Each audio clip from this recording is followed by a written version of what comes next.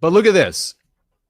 The FBI seizes Polymarket CEO's phone electronics after betting platform predicts Trump win. FBI agents raided the Manhattan apartment of Polymarket CEO Shane Kaplan early Wednesday morning. So just a week after the election betting platform successfully predicted Donald Trump's stunning victory, the Post has learned. The 26-year-old, boy, that would be nice. 26, you kind of stumble upon something that just makes you rich. 26-year-old, more power to him. Entrepreneur was roused from bed in his Soho pad at 6 a.m. I mean, the country's going to shit. Home, house, apartment, pad at 6 a.m. by U.S. law enforcement, who demanded he turn over his phone and other electronic devices, a source close to the matter told the Post. It's grand political theater at its worst, the source told the Post. They could have asked his lawyer for any of these things. Instead, they staged a so-called raid so they can leak it to the media and use it for obvious political reasons. What political reasons are you all thinking about? Tag me as No White Guilt. I want to hear your thoughts.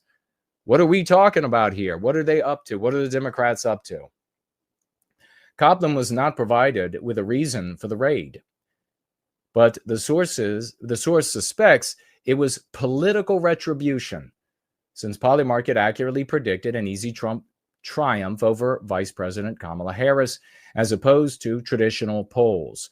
The source also speculated that the government is likely piggybacking off the anti-white media reports that accuses Polymarket of market manipulation and rigging polls in favor of Trump. So are we seeing a multi-objective endeavor?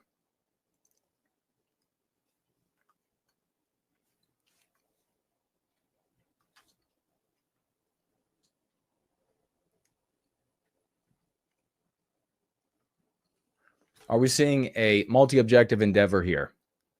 Are the Democrats setting up an incident with this, one of many to come, many in the works? Many Democrats are talking about these things all over the media, all over the social media, where they can later say, while Trump is in office, his presidency is in question. His presidency is in question. It might be illegitimate. Is that what they're doing?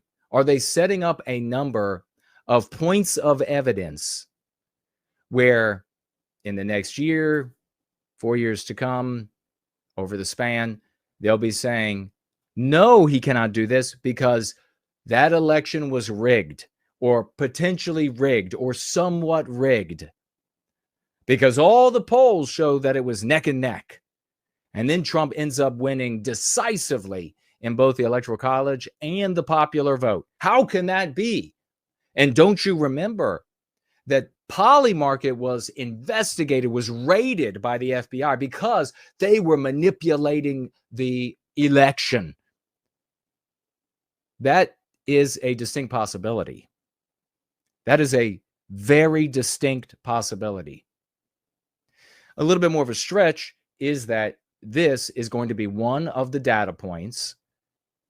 And like I said, are we waiting? Maybe another one comes out tonight, maybe two tomorrow, maybe next week, where they are forming some sort of case to challenge the election at the federal level. Yet to see. We might be at the very beginning of something. Ultimately, where this might be headed, maybe unintentionally or intentionally, is that since the betting market, and it might be just as simple as this, a betting market did not rig the gambling so that the Democrat would be the winner or it would be closer. And to send a signal to future entrepreneurs who are just in it for the money that, hey, if your results disfavor us, then you're going to be raided. So you better get in there and tinker with things. So this is in psychology, the fear of the mad dog. You better get in there and tinker with things a little bit so that it's closer or even showing the Democrat winning. Could that be it? Likely as well. But ultimately, I think that we're headed in a direction, intentionally or unintentionally, of betting on elections being made illegal because it can do too much damage to a political party, and more importantly, it incentivizes massive corruption. Big time. The kind of money that can be made, and we'll take a look at another story in just a moment, by people in gambling is enough money to get involved in politics, one side or the other, with it being completely irrelevant to these gamblers who wins, except that it's their long bet that wins. So ultimately, betting on elections is probably going to be brought to an end at some point in the at most distal future. Because if the kind of money, I think somebody made like maybe 85 million. We'll look at the story. That kind of money, people will kill, they will undermine, absolutely, elections, they will participate in rigging elections, everything. So we have a couple possibilities here. Is this going to be one of many data points to try to overthrow Trump's legitimate election? Number two, is this going to be one of many data points to delegitimize Trump's tenure in office during his second term? We can't let him do this or shouldn't let him do that because it's thrown into question whether or not it was a legitimate election. Maybe this big gambling market was corrupt and they interfered in the election by indicating that Donald Trump would win. And so Democrats didn't go vote and more Republicans went out and voted because they were excited about it. Any argument could be made. And then, like I said, also like what they're insinuating here, which is if your gambling venture doesn't favor a Democrat, or at least make it very close, you're going to jail. Send a signal to all of the entrepreneurs that you better be rigging it, or the FBI is going to raid you. Your whole life is going to be ruined.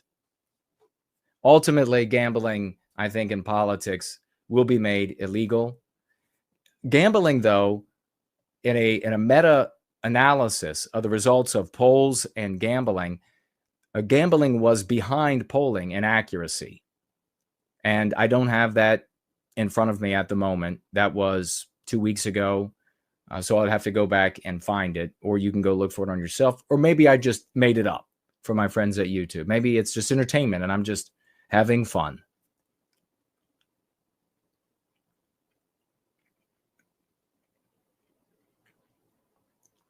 Copland was not provided with a reason for the raid, but the source suspects it was political retribution. The source also speculated that the government is likely piggybacking off the anti-white reports that Polymarket manipulated and rigged the polls in favor of Trump. This is obvious political retribution by the outgoing administration against Polymarket, providing a market that correctly called the 2024 presidential election, the source said. Copland was not arrested and has not been charged yet, a Polymarket spokesperson told the Post on Wednesday. Polymarket is fully transparent prediction market that helps everyday people better understand events that matter most to them, including elections, the representative said. The FBI did not respond to a request for comment. Copeland posted on X after his run-in with the feds, new phone, who dis? All right, I guess I don't know what the hell that means. Polymarket does not allow trading in the U.S. Polymarket does not allow trading in the U.S., though bettors can bypass the ban by accessing the site through a VPN. Billionaire Trump supporter Peter Thiel raised about 70 million. Now, Peter Thiel, total anti-white. So billionaire Trump supporter Peter Thiel raised about 70 million in funding for Polymarket, according to a Forbes report earlier this year. Isn't that interesting that Peter Thiel is behind? Peter Thiel, the same guy behind Blowjob Vance. And we talked a little bit about Thiel and how he's like the new Koch brothers. They're old. One's dead, I think. They don't seem to care as much. Peter Thiel, big follower of Curtis Yarvin. So keep that in mind. Copeland has also been photographed looking chummy with Donald Trump Jr. The online gambling platform was forced to pause its trading in the U.S. and pay a $1.4 million penalty to satellite charges with the Commodity Futures Trading Commission that it had failed to register with the agents. There's so much red tape. And this is the kind of thing, as you have over time, layers and layers of bureaucracy and red tape that build up rules and codes, and you couldn't possibly know all of them. The way that in that environment, you rig the game for the people that you endorse and support and want to elevate is you just give them license. You just ignore when they break the rules, and you just, in those scenarios, you say, well, there are too many rules for everybody to know. And then when it's somebody you don't like, then you say, oh, you didn't follow every jot and tittle of this piece of red tape. $1.5 million fine for you. How easy is it then to keep white men out of business? How easy is it then to elevate non-white people, whether they're anti-white or not? But in most cases, of course, they're going to be looking for the ones that are anti-white. So there he is.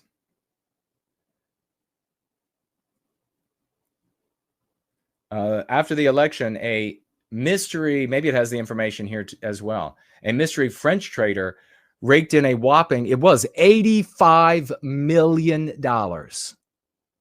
So some guy in France raked in $85 million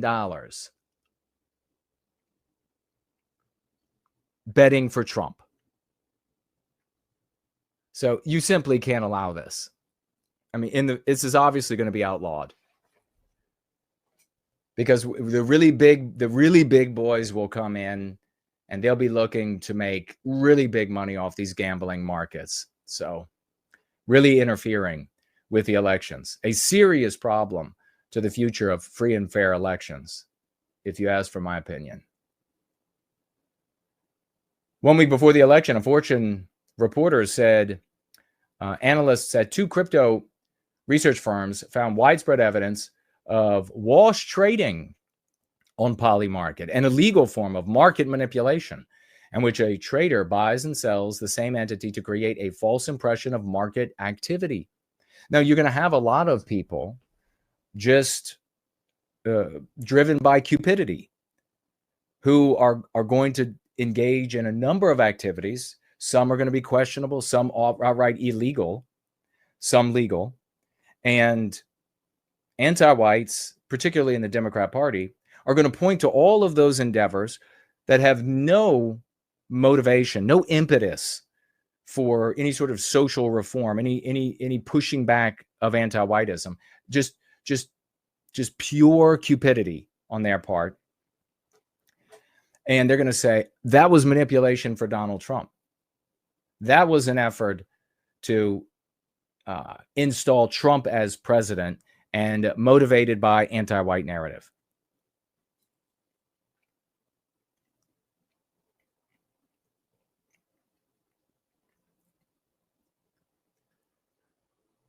I have nothing more to add. Theo told the Wall Street Journal in his last email on Monday, to be frank, I'm a bit tired of the whole thing. I'd like to fade back into my daily life, into his quotidian life is where he would like to go with all the money.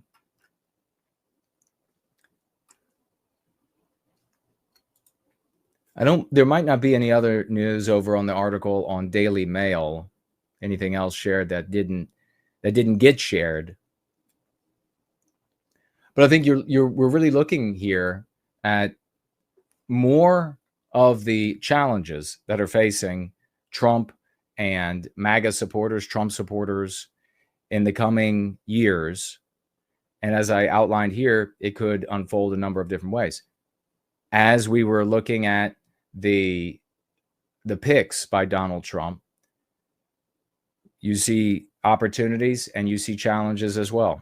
And ultimately, we know that we have to continue to do the critical work of addressing the social morality, because without it, the Republican Party, that is now the Democrat Party, will continue heading anti-white. As you've seen, as predicted, as perfectly demonstrated.